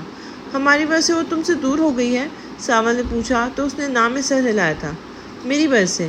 میں نے اسے کہا تھا میں نوشی سے شادی کرنا چاہتا ہوں، وہ دوست بن کر شامل ہو۔ اس نے ہر لڑکی کو مجھ سے دور کیا تاکہ میں نوشی کے قریب رہوں۔ میں کھیل رہا تھا اور وہ دوستی نبھا رہی تھی۔ میں نے اپنی دوست کھو دی ساول۔ وہ اپنا سر ہاتھوں میں گرائے رویا تو ساول نے ہمدردی سے اسے دیکھا تھا۔ بس وہ میری دوست تھی ساول، میں نے اسے جان بوجھ کر تکلیف دی۔ وہ چہرہ چھپائے رو رہا تھا۔ ساول کے پاس اسے دینے کو بس دلاسا تھا۔ وہ مسلسل تیری قربت میں کہاں راس مجھے، کچھ ایسا کر مجھے تجھ سے بھی اکتاہٹ ہو، پھر میں چاہوں تجھ سے کم آئے گی کیا ہے، جب کھو دے مجھے روئے تجھے گھبراہٹ ہو۔ مجھے معاف کر دینا شان، میں پھر سے تمہاری بات کی نفی کرنے جا رہی تھی مگر اس طرح میں اپنا قرض اتار سکوں گی۔ ماما کا، پاپا کا اور تمہارا۔ وہ شان کے پاس بیٹھی اس سے باتیں کر رہی تھی۔ آج ہی آتی اسے شفٹ کروانے والا تھا۔ وہ آخری بار اسے ملنے آئی تھی۔ زیادہ دیر مت لگانا شان، ماما اور پاپا نے بہت وقت تمہارے بنا گزارا ہے، انہیں مزید اکیلا مت رہنے دینا۔ وہ خود کو مضبوط بنائے بول رہی تھی، جبکہ آنکھ سے آنسو نکلا تو وہ ہنسی تھی۔ میری آنکھوں میں جلن ہے صبح سے، یہ مت سمجھنا میں رو رہی ہوں۔ وہ جھوٹ بولنے کی کوشش کرتے خود کو بہلا رہی تھی۔ شان کے وجود میں کوئی حرکت ہوتے نہ دیکھ کے اس پہ آخری نظر ڈالتے کھڑی ہوئی تھی، پھر اپنا فون پر ہادی کا نمبر ڈائل کرتے ہوئے کمرے سے باہر نکل آئی تھی۔ کتنے دن لگیں گے؟ اس نے ڈائریکٹ سوال کیا تھا۔ 4 دن۔ ہادی کی مصروف آواز پر اس نے گہری سانس لی تھی۔ میں تمہیں ان سب کا حصہ نہیں بنانا چاہتی ہادی، اس نے ہادی کو سمجھانا چاہا تھا۔ میں ان سب کا حصہ بہت پہلے سے بن گیا تھا بنین۔ میں کچھ دیر تک ہاسپٹل پہنچ رہا ہوں، میں جا رہی ہوں ہادی، تم سے 4 بجے ملوں گی، اس نے کہہ کر فون بند کر دیا۔ ہادی نے فون کو دیکھ کر نفی میں سر ہلایا تھا۔ میں بنین کو ان سب سے نکالوں گا شان، مگر تمہیں جلد ٹھیک ہونا ہوگا، تم اپنی ذمہ داری میں سر نہیں ڈال سکتے۔ وہ دل ہی دل میں شان سے مخاطب۔ کیا کری ہو تم یہاں؟ جیسے اس کی گارڈز نے اسے بنین کی یونیورسٹی میں جانے کا بتایا وہ فوراً وہاں پہنچا تھا۔ کام مکمل کرنے، میری ڈگری کینسل ہو رہی ہے تو اپنی آنکھوں سے سب دیکھنا چاہتی ہوں، بنین نے بے تاثر چہرے کے ساتھ کہا تو سمن نے ماتھا مسلا تھا۔ تمہاری ڈگری کینسل نہیں ہوگی، میں بات کر لوں گا ڈین سے، سمن نے کچھ سوچتے ہوئے کہا تھا۔ اوہ، میں تو بھول ہی گئی تھی، میں کوئی عام لڑکی تھوڑی نہ ہوں، میں تو دی گریٹ ملک تراب علی کی اکلوتی پوتی ہوں، میری ڈگری کیسے کینسل ہو سکتی ہے؟ وہ طنز کر رہی تھی جو سمن کو اچھے سے سمجھ آ رہا تھا۔ تم اپنی زبان کا بہت غلط استعمال کرتی ہو بنین، یہ نہ ہو تمہیں پچھتانا پڑے۔ سمن نے بظاہر مسکراتے ہوئے اسے دھمکی دی تھی۔ تو کاٹ دو اس زبان کو، یہی تو کرتے ہو تم سب، بنین نے غصے سے کہا تو سمن نے اس کا بازو پکڑ کے آگے کیا تھا۔ اتنا مت بولو مسز، جتنا سہ سکو۔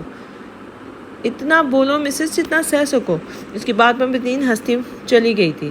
مسز، میں نے کہا تھا مسٹر سمن، نکاح کا ثبوت لاؤ۔ مردے بیان دینے نہیں آئیں گے، لیکن میرے پاس تمہارے لیے ایک سرپرائز ضرور ہے، بس چند دن، اس کے بعد وہی ہوگا جو تم چاہتے ہو۔ وہ سمجھ نہیں پایا تھا بنین کی باتوں کو۔ بنین نے اسے بازو چھڑوا کر آگے بڑھ گئی تھی، جبکہ ایک لڑکی نے اسے جان بوجھ کر دھکا مارا تھا۔ بنین کا دھیان نہیں تھا، اس لیے وہ خود کو سنبھال نہیں پائی۔ جیسے وہ نیچے گری تھی، سمن اس کی جانب لپکا تھا۔ How dare you! بنین کے پاس بیٹھتے وہ غصے سے اس لڑکی پر چیخا تھا۔ وہ لڑکی ڈر کے پیچھے ہوئی تھی۔ آئی ایم سوری، وہ کہہ کر تیزی سے وہاں سے بھاگی تھی۔ سمن بنین کے جانب متوجہ ہوا تھا، جس کی ہتھیلی سے خون نکل رہا تھا۔ اس نے اس کا ہاتھ پکڑنا چاہا تو بنین نے فوراً ہاتھ پیچھے کیا تھا۔ ہاتھ دکھاؤ مجھے بنین۔ اس کا ہاتھ پیچھے لے جانا سمد کو بالکل پسند نہیں آیا تھا۔ یہ تکلیف بہت کم ہے سمد، اس تکلیف کے آگے جو تم مجھے دے چکے ہو، وہ کھڑے ہوتے ہوئے بولی تھی۔ سمد اب کی بار کچھ نہیں بولا تھا۔ مجھے اپنی ڈگری ضروری کام مکمل کرنے ہیں، اس کے بعد میں حویلی آؤں گی۔ امید کرتی ہوں مجھ پہ اتنا احسان تو کیا جائے گا۔ عام سے لہجے میں بولتی وہ آخر میں طنز کرنا نہیں بولی تھی۔ کوئی تمہیں تنگ نہیں کرے گا، ابھی چلو میرے ساتھ۔ اس کی بات سن کر وہ سادہ سے لہجے میں گویا ہوا تھا، پھر بنا اسے سمجھنے کا موقع دیے اس کا ہاتھ پکڑ کر اسے اپنے ساتھ لیے آگے بڑھ گیا تھا۔ بنین مزید مسلسل مزاحمت کر رہی تھی، مگر سمد کی پکڑ مضبوط ہوتے محسوس کر کے وہ مزاحمت ترک کرتی اس کے ساتھ چلنے لگی تھی۔ یہ چیزیں بھی رکھ لو، لمس نے ایک باکس ابیہا کی جانب بڑھایا تھا۔ کیا ہے اس میں؟ ابھی نے اسے اشارہ کرتے ہوئے پوچھا تھا۔ بم، ایک لفظی جواب دے کر لمس نے چاکلیٹ کا باکس اٹھا کے اس کی جانب بڑھایا تھا۔ یہ بھی رکھ لو، اتنے روکھے پھیکے شوہر ملنے کے دکھ میں یہ تحفے میں ڈیزرو نہیں کرتی۔ پس پردہ شارق کو طنز کا نشانہ بناتے اس نے دکھی لہجے میں کہا تھا۔ ابھی نے باکس اس سے لے کر رکھا اور اشارے سے اسے کچھ بتانے لگی۔ لمس نے حیرت سے اسے دیکھا تھا۔ سچ میں؟ پھر سے ابھی کا پوچھ رہا تھا۔ تم سے پوچھا اس نے؟ لمس نے ابھی کے بتانے پر حیرانگی سے پوچھا تو اس نے نام میں سر ہلایا اور مزید بتانے لگی۔ مطلب؟ وہ منائل سے پوچھ رہا تھا اور تم دور کھڑی تھی، اس کا مطلب اس کی تم سے کبھی بات نہیں ہوئی؟ لمس کا ذہن مزید الجھتا جا رہا تھا۔ اس کا فون بجا تو اس نے تکیے کے نیچے سے فون نکالا تھا۔ جانے نمبر سے کال آتے دیکھ کر اس نے سنجیدگی سے کال پک کی تھی۔ اتنی ناراض ہو کے میسج تک نہیں پڑھا۔ شارق کی مصنوعی دکھ بھری آواز پر لمس نے فون کان سے ہٹا کر دیکھا تھا۔ کون بات کر رہا ہے؟ اس نے اب کی بار لہجے میں سختی بڑھائی تھی۔ میں جس کے نام آپ کل لکھی جا چکی ہیں، شارق نے لہجے میں محبت سموتے ہوئے بتایا تو لمس کو کھانسی کا دورہ پڑا تھا۔ شارق جو ناٹک کر رہا تھا لمس کے ریاکشن پر فون دیکھنے لگا۔ ابھی نے فوراً جگ سے پانی نکال کر لمس کو دیا تھا۔ پانی پی کے اس کی سانس بحال ہوئی تھی۔ کل تو آپ کسی بربادی کا ذکر کر رہے تھے مسٹر ارجنٹ ہسبینڈ، لمس نے بنا لگی لپٹے پوچھا تو شارق نے اس کی اچھی یادداشت پر داد دی تھی۔ مذاق کر رہا تھا، اگر آپ کو برا لگا تو معافی مانگ سکتا ہوں، شارق نے ملتجی لہجے میں کہا تو لمس نے بیہا کو اشارے سے پیکنگ کرنے کا کہا اور کمرے سے باہر نکل آئی۔ کچھ باتیں مذاق نہیں لگتی جس طرح کچھ سچ نہیں ہوتے۔ مدعے کی بات پر آتے ہیں، آپ نے مجھ سے نکاح کیوں کیا؟ وہ اسی جگہ آئی تھی جہاں کوئی موجود نہیں تھا۔ اس بے دھڑک ہو کر سوال کر رہی تھی۔ شارق کے چہرے پر حیرت آئی تھی۔ میں سچ میں مذاق کر رہا تھا لمس، اس نے جیسے یقین دلانے کی کوشش کی۔ لمس نے گہری سانس لی تھی۔ دیکھیں شارق، میں رشتوں میں جھوٹ، فریب اور دھوکے کی قائل نہیں ہوں۔ آپ نے پہلا قدم مجھ تک بڑھایا تھا تو میں اعتبار کرتی ہوئی آگے قدم بڑھایا۔ اعتبار کی ڈور بہت نازک ہوتی ہے، اس ڈور کو ٹوٹنے مت دیجیے گا۔ شادی میں کچھ ٹائم باقی ہے، اپنی الجھنیں دور کر لیں تب تک۔ باسط کو آتے دیکھ کر اس نے یہ کہہ کر فون رکھ دیا تھا۔ شارق لاجواب ہو کر رہ گیا تھا۔ لمس کی باتوں نے اسے شرمندہ کر دیا تھا، مگر یہ شرمندگی وقتی تھی۔ جیسے ہی رات کا منظر اس کے ذہن میں تازہ ہوا، وہ غصے سے سر جھٹک کر رہ گیا تھا۔ تم ساتھ جاؤ گی؟ باسط نے اس کا عجلت میں فون کرنا محسوس کیا تھا، مگر اسے جتایا نہیں تھا۔ نہیں بھائی، زین اور زمان بھائی بھی جا رہے ہیں، آپ اور ابھی بھی چلے جائیں گے؟ ایسے میں بھی چلی جاؤں گی تو گھر والوں کے موڈ سوئنگز کون برداشت کرے گا؟ لمس نے ہنستے ہوئے کہا تو باسط نے مسکرا کر اس کے سر پہ چپت لگائی تھی۔ اگلے ہفتے سے ابھی کے مڈ شروع ہو رہے ہیں، تمہارے سیمسٹر بریک کب ہے؟ وہ سنجیدگی سے پوچھ رہا تھا۔ دو باتیں جوڑنے کا مقصد سمجھ نہیں آیا۔ آپ وہ پوچھیں نا جو پوچھنا چاہتے ہیں، لمس نے شرارت سے پوچھا تو باسط نے نفی میں سر ہلایا تھا۔ تمہارے بے وقت کی سمجھداری اور الٹے سوال، باسط نے تعصب سے اسے دیکھتے ہوئے کہا تھا۔ سیمسٹر بریک نہیں آئے گا باسط بھائی، میرا لاسٹ سیمسٹر ہے۔ باسط کی ریاکشن پر اس نے یاد دلایا تو باسط کے چہرے کے تاثرات بدلے تھے۔ لمس نے مسکراہٹ دبائی تھی۔ نکاح کی خوشی میں لوگوں کی یادداشت بھی متاثر ہوئی ہے پہلی بار دیکھا ہے۔ وہ اسے تنگ کرنے سے باز نہیں آئی تھی۔ باسط وہاں سے جانے لگا تو لمس اس کے سامنے آئی تھی۔ مجھے کچھ خدشات ہیں، اگر یہ رشتہ میرے لیے صحیح نہ ہوا تو آپ میرا ساتھ دیں گے؟ اس کا یکدم سنجیدہ سوال کرنا باسط کو پریشان کر گیا تھا۔ کوئی بات ہوئی ہے لمس؟ شارق نے کچھ کہا ہے؟ وہ ایک دم پریشانی میں سوال پر سوال کر گیا تھا۔ اس کی اتنی فکر پر لمس نے مسکرا کر نفی میں سر ہلایا تھا۔ بات تو کوئی نہیں ہوئی، بس دل گھبرا رہا تھا تو آپ سے شیئر کر لی دل کی بات، لمس نے مسکرا کر اسے تسلی دیتے ہوئے کہا تو باسط نے اس کے سر پر ہاتھ رکھا تھا۔ اپنے ہر قدم پر تم مجھے اپنے ساتھ پاؤ گی، میرے لیے میری بہن کی خوشی سب سے پہلے ہے۔ باسط کے اتنے مان دینے پر وہ نم آنکھوں سے مسکرا دی تھی۔ وہ خاموشی سے بیٹھی پٹی کروا رہی تھی جبکہ سمت کچھ فاصلے پر کھڑا فون پر بات کر رہا تھا۔ وہ اسے یونیورسٹی کی ہی میڈیکل ایریا میں لے آیا تھا۔ ہو گیا؟ چوٹ زیادہ گہری نہیں ہے، مگر ہتھیلی ہے تو شاید اکڑ پیدا ہو جائے۔ پین کلر لے لینا جب تک درد زیادہ بڑھ جائے، وہ لڑکی نرمی سے بول رہی تھی جب اس کی بات پر تائید میں سر ہلا کر وہ کھڑی ہوئی تھی۔ سمت کے پاس سے گزر کر جانے لگی جب سمت نے اس کا بازو پکڑ کر روکا تھا۔ وہ ابھی فون پر بات کر رہا تھا۔ بنی نے خود کو چھڑوانے کی کوشش کی تھی۔ ہم ساتھ جائیں گے، اس کو مزاحمت کرتا دیکھ کر اس نے فون کان سے ہٹا کر سخت الفاظ میں اپنی بات کہی جبکہ بنین کڑ کر رہ گئی تھی۔ ساری اپڈیٹ مجھے پہنچا دینا، اس نے کہہ کر فون بند کیا تھا اور پھر بنین کا ہاتھ چھوڑ کر اس کی ہتھیلی دیکھی تھی۔ دشمنی صحیح سے نبھانی چاہیے مسٹر سمر. دشمن سے پہلے میرے چاچو کی بیٹی ہو تم. اچھے سے اس کی چوٹ کا معائنہ کر کے وہ اس سے ساتھ لے جاتے ہوئے بولا تھا. اس کار میں میں بھی تھی شان کے ساتھ. تب میری وہ حیثیت کہاں تھی؟ یا تمہارے چاچو کی بیٹی کا احساس بھی مجھے وقتی طور پر ملا ہے. بنین کے سوال اسے ہمیشہ الجھاتے تھے. تمہارا یہ زہر تمہارے اندر نہیں رہ سکتا. وہ جیسے اکتا گیا تھا اس کی باتوں سے. یہ تو زہر پیدا کرنے سے پہلے سوچنا چاہیے تھا. وہ دو بدو کہتے اسے کلائی چھڑوا کر آگے بڑھ گئی تھی. سمر نے گھوٹ کر اسے جاتے ہوئے دیکھا تھا. حوریہ میری فائل نہیں مل رہی تھی. تم نے دیکھی ہے؟ عروسہ ہاتھ میں پکڑی ٹرے ان کے پورشن میں لائی تھی جب ہادی کی جھنجھلاتی آواز اسے سنائی دی تھی. بھائی مجھے کچھ نہیں پتا. حوریہ کے جواب پر وہ بیزار ہوتا کمرے سے باہر آیا تھا جب عروسہ باہر کھڑے دیکھ کر چونکا تھا. فائل؟ عروسہ نے ایک لفظی جواب نے ہادی کو کنفیوز کیا تھا. تمہارے پاس ہے؟ اس نے پوچھا تو عروسہ نے آئی برو اچکائی تھی. فائل؟ اب کی بار وہ زور دے کے بولی تھی. ہادی نے اس کی نظروں کی سمت کو دیکھا تو کرسی پر رکھی فائل دیکھ کر وہ کھسیانہ ہوتا ہنسا تھا. جو حوریہ کی آواز کی سمت مڑی تھی وہ دوسرے روم میں موجود تھی. بات سنو چڑیل، کیا مجھے معافی مل سکتی ہے؟ ہادی کے انداز سے شرارت سے بھرپور تھا. اس نے مڑ کر اسے گھور کر دیکھا تھا. نہیں. وہ ٹکا سا جواب دے کر آگے بڑھنے لگی تو پھر اس کی آواز پر پھر سے رکی تھی. تو یہ بریانی ہی دے دو، معافی بعد میں دے دینا. اس کا مقصد صرف تنگ کرنا تھا جس میں وہ کامیاب بھی ہوا تھا. میرے پاس تمہارے لیے کچھ بھی نہیں ہے، وہ سختی سے کہتی حوریہ کے پاس چلی گئی تھی. اب کی بار رکی نہیں تھی. ہادی نے گہری سانس لی تھی. چڑیل چڑیل ہی رہتی ہے، وہ تعصب سے سر ہلاتے بولا تھا. پھر فون پر ایک نمبر ملا کے کان سے لگایا تھا. کام پرفیکٹ ہونا چاہیے. نام اچھے سے نوٹ کر لو. بنین ارتسام ملک، تراب علی کی پوتی. وہ سنجیدگی سے ہدایات دے رہا تھا. مزید کچھ دیر کی بات کر کے فون بند کر کے مڑا تو عروسہ کو پیچھے پایا تھا. تم نے کہا تھا تم اسے بچا لو گے، عروسہ نے اپنے آنسو روکتے ہوئے کہا تھا. ہادی نے اس کی حالت بگڑتی دیکھ کر گہری سانس لی، پھر اس کا ہاتھ پکڑ کے اپنے ساتھ چھت پر لے آیا تھا. اسے کچھ نہیں ہوگا. مجھ پر یقین نہیں ہے تمہیں؟ ہادی نے اسے پوچھا تھا. اس نے نفی میں سر ہلا دیا تھا.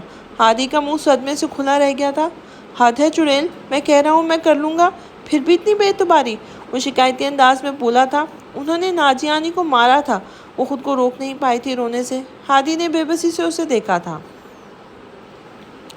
ہم اس چھوڑے کے لیے کیوں لے رہے ہیں آئس کریم؟ آپ تو مجھے ٹریٹ دینے والی تھی نا. آئس کریم پارلر میں بیٹھی وہ نروٹھے پن سے گویا ہوئی تھی جب ناجیہ نے ہادی کا فیوریٹ فلیور پیک کرنے کا کہا تھا. ٹریٹ دوستوں کے لیے ہوتی ہے، مگر وہ مہمان ہے تو مہمان کا خیال بھی رکھنا چاہیے. ناجیہ نے اس کے بال بگاڑتے ہوئے اسے سمجھایا تھا. مجھے وہ اچھا نہیں لگتا، ہر وقت مجھ سے لڑتا رہتا ہے اور واپس جانے کا بھی کہتا ہے. مزید منہ پہ لائے وہ اس کی شکایت لگا رہی تھی. ایسا کہتا ہے وہ تمہیں؟ میں گھر جا کے اس کی خبر لیتی ہوں. وہ کیسے میری دوست کو جانے کا بول سکتا ہے؟ وہ چہرے پہ غصہ لائے بولی تو عروسہ کے چہرے پر مسکراہٹ آئی تھی. اچھے سے ڈانٹنا اسے، مزہ آ جائے گا. وہ تالی مار کر ہنسی تھی. ناجیہ اس کی خوشی دیکھ کے مسکرائی تھی.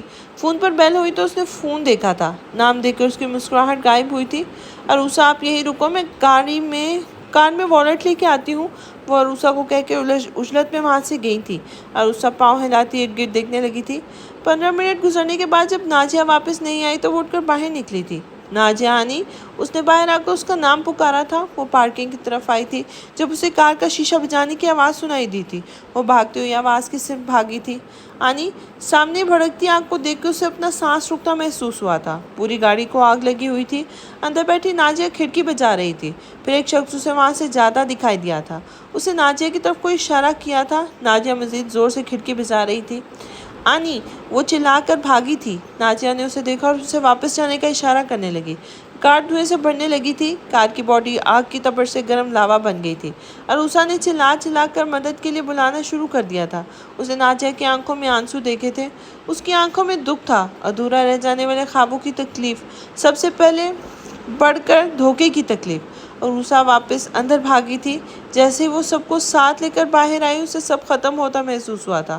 ناجیہ کا وجود آگ کے شعلے، بھڑکتی شعلوں کی وجہ سے دکھائی دینا بند ہو گیا تھا.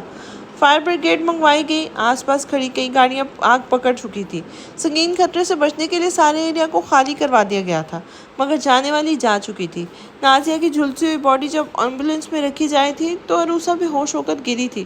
تمہاری وجہ سے میری پھپھو چلی گئی، تم نے چھینا ہے انہیں.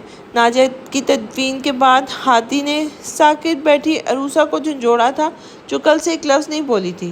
आनी को मार दिया, वो खोए हुए अंदाज में बोली थी। तुमने मारा है चुड़ैल, मेरी फूफू को वापस ला कर दो मुझे। हादी ने उसे धक्का दिया था। वो रो रहा था जब अरूसा एक बार फिर बेहोश हो चुकी थी। किसी ने यकीन नहीं किया, उसने मारा था आनी को, उसने आंसू साफ करते हुए कहा तो हादी उसका हाथ थामा था। आई एम सॉरी अरूसा, फूफो के जाने के दुख में मैंने तुम्हें बहुत तकलीफ पहुंचाई, वो शर्मिंदगी से बोला था। वो इस लड़की को भी मार देंगे। अरूसा ने कोई रिएक्ट नहीं किया था, मगर उसका अंदाज हादी को परेशान कर रहा था। पैनिक मत हो ना अरूसा, वो बेबसी से सर थाम गया था। उसके पैनिक अटैक में वो उसे संभाल नहीं सकता था। वो अच्छा आदमी नहीं था। वो हंस रहा था जब मेरी आनी तड़प रही थी। वो इंसान नहीं था। अरूसा ने चिल्लाते हुए अपने बालों को दोनों हाथों की मुट्ठियों में जकड़ा था। अरूसा रिलैक्स, अरूसा, वो नरमी से बोला, मगर जब अरूसा को बिपरते देखा तो उसके कंधों से पकड़ के चिल्लाया था, उसे सज़ा मिलेगी, फूफू को इंसाफ मिलेगा, सब जान जाएंगे कि अरूसा सच कहती थी।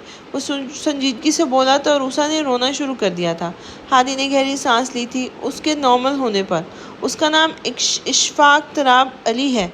कदमों की चाप सुनकर उसने अपने आंसू साफ किए थे।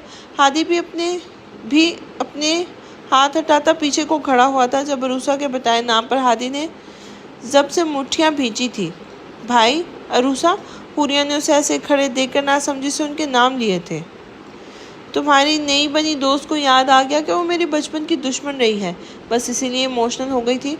तुम इसे ले जाओ इससे पहले कि वो दुश्मनी के याद ताज़ा करते हुए मुझे नीचे धक्का दे दे, हादी ने हल्के फुल्के लहजे में कहा तो हुरिया खिलखिला कर हंसी थी, जबकि अरूसा ने उसे घूरा था और फिर हुरिया की जानिब बढ़ गई थी। मुझे तुम पर यकीन है, हादी उसके पास से गुजरता सरगोशी नुमा अंदाज में बोला था जब अरूसा उसके जुमले ने आगे बढ़ने से रोक दिए थे। हादी आगे जाकर पलटा था। अरूसा को वैसे ही खड़े देखकर आंख विंक कर गया था। अरूसा के चेहरे पर एकदम गुस्सा आया था। छिछोरा कहीं का, वो गुस्से से बेकाबू होते चिल्लाई थी। हादी हंसता हुआ सीढ़ियाँ उतर गया था जबकि हुरिया नासमझी से सब देख रही थी। ट्रेन लेट थी, इस वजह से लाहौर पहुंचने में भी उन्हें ताख़ीर हो गई थी। बासित रात गया बिया को हॉस्टल छोड़ने के बाद नूरिया बेगम के साथ घर आ गया था। बासित ने फ्लैट में पहुंचते ही सबसे पहले किचन की राह ली थी। वो बिया की चाय पीने की आदत से वाकिफ़ था। चाय के बिना उसकी थकत नहीं उतरती थी। उसने चाय बनाकर ट्रे टेबल पर रखकर चाय का कप हुरिया बेगम की जानिब बढ़वाया था। नूरिया बेगम ने बासित से चाय पकड़ते हुए कहा था, मैं तो कह रही थी कि इस छोटे से घर के बजाय तुम मेरे घर में ही चलते। खाला, कल ऑफिस है, आपके घर से अबिहा को लेकर हॉस्टल छोड़ना है, फिर ऑफिस जाना है, ऐसे में बहुत वक्त लग जाता है, इसलिए आपको भी यहीं ले आया। बासित ने कनखियों से अबिहा की जानिब देखते हुए कहा था, जो चाय का कप उठाने से हिचकिचा रही थी। चाय लो अबिहा। बासित की आवाज़ पर डर के उछली तो बासित ने मुस्कुराहट दबाई थी। मुझे तो तू कमरा दिखा दे बस। इस ट्रेन के सफ़र ने तो हर जोड़ हिला कर रख दिया था। चाय ख़त्म करके वो कमर पे हाथ रखती खड़ी हुई थी। बासित ने उसे साथ लेकर इकलौते कमरे तक लाया था। आप और अबिहा यही सो जाए, मैं बाहर सोफे पे सो जाऊंगा। शारिक को मैसेज कर दिया है तो आप परेशान मत होइएगा, वो भी सुबह आ जाएगा यहाँ। वो उन्हें बेड पे बिठाकर तसल्ली देते हुए बोला था। उन्होंने मुस्कुरा कर उसके सर पे हाथ रखा था। वो बाहर आया तो अबिहा अपना कप खाली करने के बाद बासित का कप भी उठाकर मुँह को लगा चुकी थी। अबिहा, बासित के लहजे में सख्ती लाए उसका नाम लिया तो चाय पीती अबिहा को अच्छू लगा था। वो कांसना शुरू हो गई थी। बासित परेशान होता उसके हाथ से कप लेकर उसकी कमर से हिलाने लगा था। ध्यान कहाँ होता है तुम्हारा? बासित ने उसे डांटा तो वो रोने लगी थी। उसके रोने पर बुख लाया था। रो क्यों नहीं हो आप? बासित ने पानी का ग्लास उसकी जानिब बढ़ाया जो ट्रे में साथ ही लाया था। अबिहा ने ग्लास पीछे कर दिया था और बासित से हट के बैठ गई थी। नजर अपने कपड़ों पर गिरी चाय पर थी। और बना दूँ चाय? बासित ने उसे छेड़ते हुए पूछा तो अबिहा ने रुख फेर लिया था। सारी गलती तुम्हारी है और नखरे भी दिखा रही हो। वो अपना संजीदा नेचर के खिलाफ बात कर रहा था। इसकी बात पर अबिहा ने उसे घूरा फिर इशारे से कुछ कहने लगी थी। क्या मतलब है मैंने डराया है? मैंने बस तुम्हारा नाम लिया था। वो फौरन मुकरा था। अबिहा ने अफसोस भरी नज़र चाय पर डाली थी और फिर एक नाराज़गी भरी नज़र बासित पर डाली और उठकर कमरे की जानिब बढ़ गई थी। अपनी बीवी के हाथ की चाय मिल सकती है मुझे, पर पता नहीं कब ये चाय नसीब होगी। वो आप भरता हुआ बोला तो बिहा के कदम मुंजमद हुए थे। वो तो भूल ही गई थी उनके दरमियान बने उस नए रिश्ते के बारे में। शर्म से चेहरा गुलनार होता झुक गया था। उसने दोनों मुट्ठियों में अपना दुपट्टा जकड़ा था। बासित उसकी हालत से खत उठ के उसके पास आया था। तो मैं इनकार समझूं? उसने हाथ बांधते हुए पूछा तो अबिहा ने बहुत मुश्किल नफ़ी में सर हिलाया था। आओ किचन दिखाता हूँ। वो पूरे हक से उसका हाथ थाम कर अपने साथ किचन में लाया था। वहीं रखे स्टूल पर अबिहा को बिठाने के बाद फिर से चाय बनाने लगा था। एक बहुत ख़ास लड़की जो मेरी ज़िंदगी में नेमत की तरह है, कल उसे अपने नाम लिखवाने के बाद ये दिल जैसे हर खुशी हासिल है। वो एक एक करके मतलूबा चीज़ें केटली में डालते हुए बोला था। अबिहा का दिल उसकी बात सुनकर सरशार हो रहा था। चूड़ियों की खनक पर बासित ने अबिहा की जानिब देखा जो आंखों में आंसू लिए इशारे से कुछ कह रही थी। वो आंच धीमी करते हुए आसपास घुटनों के बल बैठा था। क्या पिछले गुजरे सालों में मुझे तुम्हारी बात समझने के लिए किसी की ज़रूरत पड़ी है? जो तुम मुझे एहसान करने का ताना मार रही हो, वो बुरा मना चुका था। अबिहा ने नफ़ी में सर हिलाया तो उसने उसके दोनों हाथ थामे थे। मुझे फ़र्क नहीं पड़ता अगर मेरी बीवी मुझसे मोहब्बत का इजहार ना करे। बीवी को इजहार मोहब्बत करना भी नहीं चाहिए। वो इजहार मोहब्बत सुनने के लिए होती है। वो शरारत से बोला तो अबिहा ने शर्म से सर झुका लिया था। इससे पहले बासित उसे मज़ीद तंग करता, चाय के उबलने और जलने की स्मेल ने उसका ध्यान अपनी तरफ खींचा था। उफ! वो अपने सर पर हाथ मारता उठकर चूल्हा बंद करने लगा था। अबिहा उसकी शक्ल देखकर हंस रही थी। बासित उसे हंसते देख के मुस्कुरा दिया था। सबको आज ही जाना था, मैं क्या करूं? नींद नहीं आ रही। बार बार करवट बदलती हुई बेजार होकर उठकर बैठ गई थी। मजाक कर रहा था। अगर आपको बुरा लगा हो तो माफ़ी मांग सकता हूँ। शारिक के अल्फाज याद करते हुए उसने अपना मोबाइल की जानिब देखा था। ये शौहर भी अजीब होते हैं, दिमाग पर छा जाते हैं। उसने टेबल से पानी का गिलास उठाकर मुंह से लगाया था। एकदम फ़ोन की बेल बजी थी और उसके हाथ से गिलास छूटता बचा था। उसने गिलास वापस रखकर फ़ोन उठाया था। आधी रात को फ़ोन करके वो दूसरों की जान निकालने का कौन सा शौक है ये? बिना नंबर देखे वो गुस्से से मुकाबिल को सुना चुकी थी। सॉरी, मेरा इरादा आपको डराने का नहीं था। शारिक की शर्मिंदा आवाज़ पर लम्स ने जुबान दांतों तले दबाई थी और फिर फ़ोन हटाकर नंबर देखा था। लम्स की बच्ची, उसने अपने माथे पर हाथ मार के खुद को कोसा था। लम्स, आप सुन रही हैं? स्पीकर से उभरती शारिक की आवाज़ पर लम्स ने फ़ोन कान पर लगाया था। जी, वो अटकते हुए बोली तो शारिक के चेहरे पर मुस्कुराहट आई थी। लम्स के अंदाज पर वो दिल से मुस्कुराया था। वो मैंने इसलिए कॉल की थी कि वो रुका तो लम्स को बेचैनी हुई थी कि लम्स ने पूछा, जबकि उसके लहजे में बेचैनी महसूस करते शारिक ने उंगली से माथा मसला था। मैं बताना चाहता था कि अब मुझसे मजाक में भी कोई गलत बात नहीं करूँगा जिससे आप परेशान हो। वो सोच समझ कर कदम बढ़ा रहा था। तो ये बात आपको आधी रात को बतानी थी?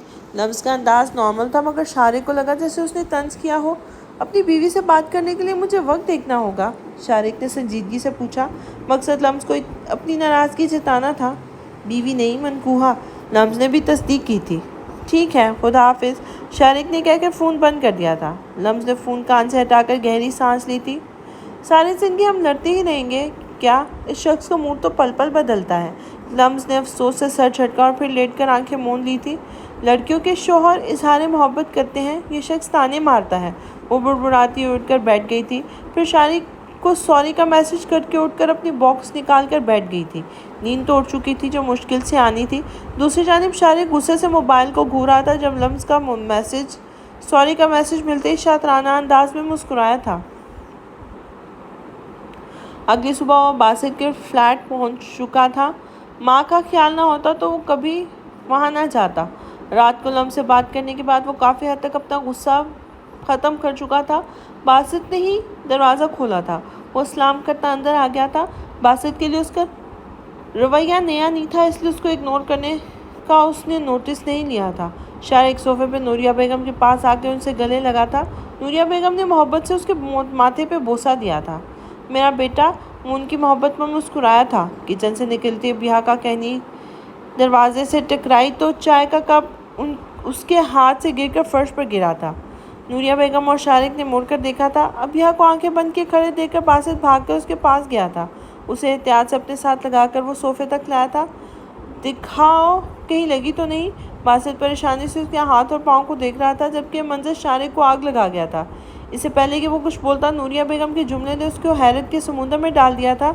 अबिहा बेटा, जला तो नहीं ना? उसने बेयकीनी से माँ को देखा था, फिर नफ़ी में सर हिलाती अबिहा को।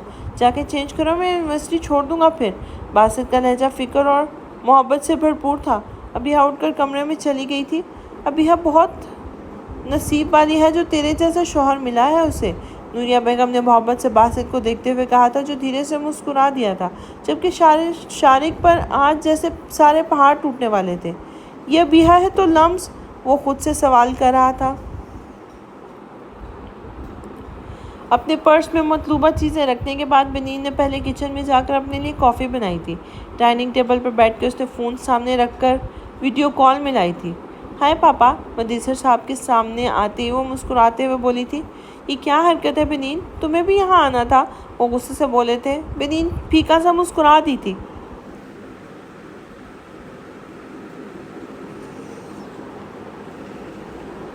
بہت کچھ بگاڑ دیا ہے پاپا، اسے صحیح نہیں کیے بنا نہیں آ سکتی، وہ کافی کے مگ کے کنارے پہ انگلی پھیرتے ہوئے بولی تھی۔ جب تک تم وہاں رہو گی ڈر کی تلوار ہمارے سر پر رہے گی، ہم بیٹے کے بعد بیٹی نہیں کھو سکتے، وہ بے بسی سے بولے تھے۔ آپ کو مجھ سے نفرت نہیں ہوئی پاپا، وہ غیر مرئی نکتے کو دیکھتے ہوئے بولی تھی۔ میری وجہ سے آپ کی گڑیا چلی گئی، اور اب شان، ماں باپ بچوں سے نفرت نہیں کرتے، تم میری سب سے پیاری بیٹی ہو۔ عطرت کی آواز پر اس نے اسکرین کی جانب دیکھا تھا۔ وہ مدثر صاحب کے پاس بیٹھی ہوئی تھی، پہلے سے کمزور ہو گئی تھی، چہرے کی رونق مان پڑ گئی تھی۔ ماما، اس نے اسکرین پر ہاتھ پھیرا تھا، پھر ٹیبل پر سر رکھ کے رو دی تھی۔ بنین، بہادری کے ساتھ مقابلہ کرو، قدم پیچھے مت لینا۔ عطرت، یہ کیا کہہ رہی ہو تم؟ عطرت کے بات پر جہاں بنین نے سر اٹھا کر دیکھا تھا، وہی مدثر صاحب نے سختی سے انہیں ٹوکا تھا۔ میری مینوں کو میرے سامنے مار دیا اس ظالم نے، میں خاموش رہی، کیا ملا؟ خاموش رہ کر مینوں کا وجود ہی گم کر دیا تھا۔ کہاں سے لائیں گے ثبوت کہ میری مینوں اس دنیا میں موجود تھی جسے بے دردی سے قتل کر دیا گیا؟ وہ غم غصے سے چلائی تھی۔ مدثر صاحب نے انہیں ساتھ لگایا تھا، وہ رو رہی تھی اور بنین خالی نظروں سے سب دیکھ رہی تھی۔ چھوڑ دو اسے، مینوں کو رسیوں میں بندھے دیکھ کر عطرت بیگم چلائی تھی۔ اس کی بیٹی کہاں ہے؟ ملک تراب ایک جانب رکھے صوفے سے اٹھ کر اس کے سامنے آئے تھے۔ مجھے نہیں معلوم، عطرت چلائی تو کچھ آدمیوں نے ان کے سامنے آ کر 4 سالہ شان کا وجود پھینکا تھا۔ شان، زخموں سے چور شان کو دیکھ کر بےتابی سے آگے سرکی تھی۔ سالموں، اللہ سے ڈرو، اپنے دوپٹے کے پلو سے شان کے چہرے سے خون صاف کرتے وہ روتے ہوئے چلائی تھی۔ ماما، شان کی آواز پر اسے سینے سے لگایا تھا۔ بچی کی رونے کی آواز پہ عطرت نے سر اٹھا کر دیکھا تھا، صاحب نے اپنی گڑیا کو دیکھ کے وہ تڑپی تھی۔ اس عورت کی بیٹی ہے یا یہ؟ تراب علی کے اشارے پر اس آدمی نے گڑیا کے گلے پر دباؤ بڑھا دیا تھا۔ جانے دو، وہ التجا کر رہی تھی۔ شان نے اس کی طرف دیکھا تو وہ چلانے لگا تھا۔ کہاں ہے وہ لڑکی؟ تراب علی دھاڑے تو شان نے آگے ہو کر گڑیا کو چھینا چاہا تھا۔ عطرت نے مضبوطی سے اسے پکڑ لیا تھا۔ اس کے منہ پہ ہاتھ رکھے وہ پل پل اپنی بیٹی کو خود سے دور جاتا دیکھ رہی تھی۔ جیسے ہی گڑیا کا وجود بے جان ہوا تھا، زخموں کی تاب نہ لاتا شان ہوش و خرد سے بیگانہ ہوا تھا۔ مر چکی ہے ابتسام کی بیٹی، وہ مینوں کو ہوش میں آتے دیکھ کر بولا تھا۔ حسکم جہاں پاک، بچی کے وجود کو عطرت کی گود میں پھینکنے کا اشارہ کر کے ملک تراب علی نے قدم مینوں کی جانب بڑھائے تھے۔ تمہاری غلطی یہ تھی کہ تم نے میرے بیٹے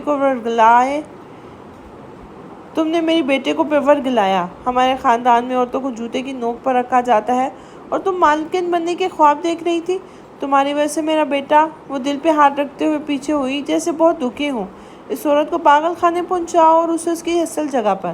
وہ عطرت اور مینوں کی جانب اشارہ کرتے ہوئے مڑ گئے تھے، جب اس کے آدمیوں نے آگے بڑھ کر مینوں پر پیٹرول ڈالنا شروع کر دیا تھا۔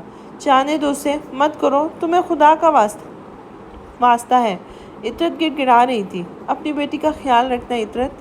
مینوں کا چہرہ پر اس وقت مسکراہٹ تھی۔ عطرت نے نفی میں سر ہلایا تھا۔ مجھے معاف کر دینا، اس کی آنکھ سے ایک آنسو نکلا تھا۔ اگلے پل وہاں مینوں کی دل خراش چیخیں گونجی تھی۔ اپنے کانوں پہ ہاتھ رکھتی عطرت بیگم چلائی تھی، پھر اٹھ کر مینوں کی جانب بھاگی تھی، مگر وہ لوگ اسے سر پر وار کرتے اسے بے ہوش کر چکے تھے۔ جب اسے ہوش آیا تو وہ ہاسپٹل میں تھی، دوسرے بیڈ پر شان موجود تھا۔ مدثر صاحب سر جھکائے زخمی حالت میں ان کے پاس بیٹھے تھے۔ اپنی زبانیں بند رکھنا، کھول بھی دو گے تو کوئی فائدہ نہیں ہوگا، صرف نقصان ہوگا۔ ایک بیٹا رہ گیا ہے، اگر وہ بھی ان کی ادھوری بات کا مطلب وہ سمجھ گئے تھے۔ عطرت کچھ نہ بولی تھی۔ مدثر صاحب انہیں لے کر کراچی آ گئے تھے، جہاں ان کی سینئر نرس، جنہیں وہ اماں کہتے تھے، نے بنین کو عطرت کی گود میں ڈالا تھا۔ 4 دن بعد وہ روئی تھی، بنین کو خود سے لگائے۔